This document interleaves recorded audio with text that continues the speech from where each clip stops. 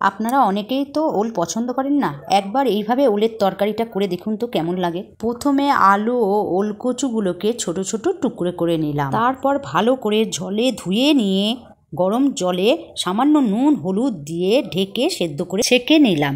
এরপর লঙ্কা টমেটো আদা বেটে নারকেল কুচিয়ে নিলাম। কড়াই গরম করে শুকনো খোলায় বাদামগুলো আর তেল গরম করে নারকেল কুচিগুলো ভেজে নিলাম। এরপর গরম তেলে সেদ্ধ করা আলু ও ওলকচুগুলোকে ভেজে তুলে নিলাম। তেল গরম করে তেজপাতা গোটা জিরে ফোড়ন দিয়ে টমেটো বাটা আদা বাটা লঙ্কা বাটা পরিমাপ মতো নুন হলুদ লঙ্কার গুঁড়ো জিরের গুঁড়ো ধনের গুঁড়ো মিশিয়ে সামান্য চিনি দিয়ে কষাতে থাকলাম।